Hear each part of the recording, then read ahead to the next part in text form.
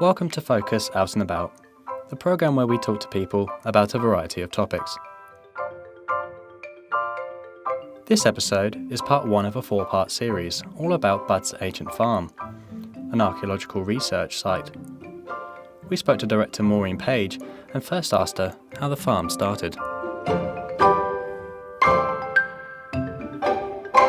The farm was set up about 43 years ago, and it was set up with funding from the Council for British Archaeology and also other university archaeology departments who were interested in forwarding the progress of experimental archaeology, which was very new at that time.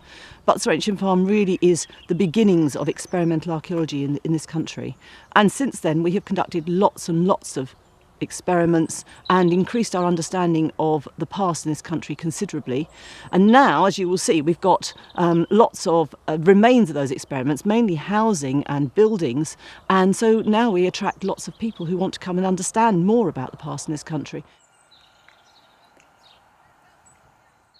It is a working farm. We try very hard to understand, it's part of our experiments, to understand how people would have lived. And that's not just how they built their houses and how they lived in those houses, but it's also how they were sustainable and how they sustained their lives. So they had to grow their crops and they kept animals. And every community would have kept a variety of animals and they would have grown a variety of crops to sustain them through the winter. So we have a crop field. It's not enormously large, but we grow a variety of crops, the same crops that we believe would have been grown on a settlement like this, to show people the very early, particularly early wheats, which people think are, well, it's just wheat, but actually early wheats were grown with a very tall, very long stalk, because that wheat was used, the stalk was used as a thatch, and the seeds were still used, the fantastic seeds to grind and use for your flour, for your bread. So we grow 3 early wheats, emmer, einkorn and spelt. And we grow other plants. We grow Celtic beans, which you can eat fresh. They're a little bit like a small broad bean. You can eat them fresh, or you can grind them up. You can store them and grind them up to a flour and then use the flour. So we try to grow a variety of plants that would have been grown on a settlement like this. We also keep animals. So at the moment, we've got a small flock of Manx Lochtan sheep. And Manx Lochtan are a rare breed that would have been around in this country for a long time. They're much smaller than modern breeds. They have nice wool, but they don't produce enormous amounts of it. They've got horns. The males have 4 horns. I believe that variety can actually grow 6 horns, but we haven't got any with 6 horns at the moment, and they taste really good.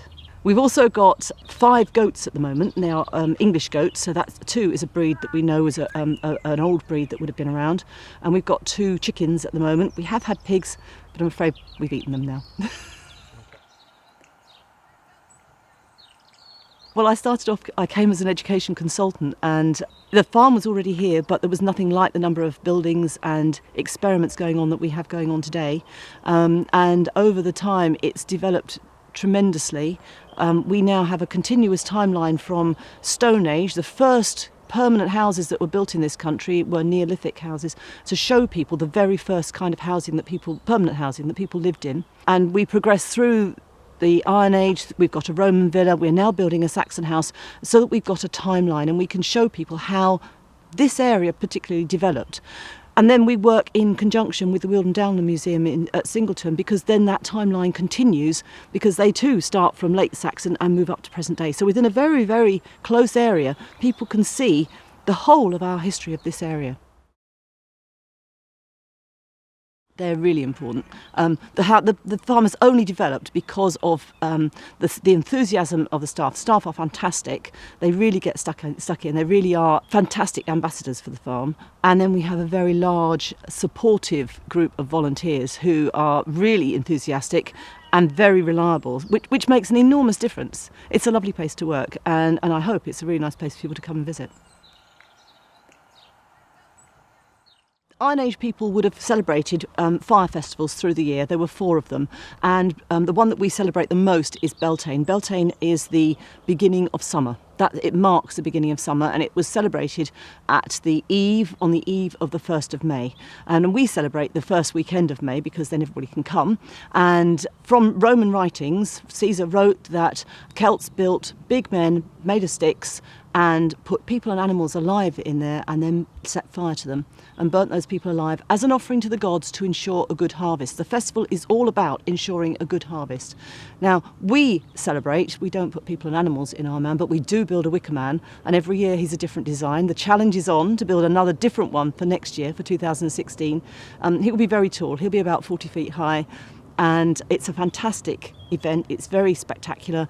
You can buy tickets online. They go on sale after Christmas, and it's a really popular family event. Starts mid-afternoon and it finishes about 10 o'clock, so it's not too late for most children, and it's a really lovely atmosphere, and it means that people come to see the farm at the beginning of the season, and it really kickstart the season for us.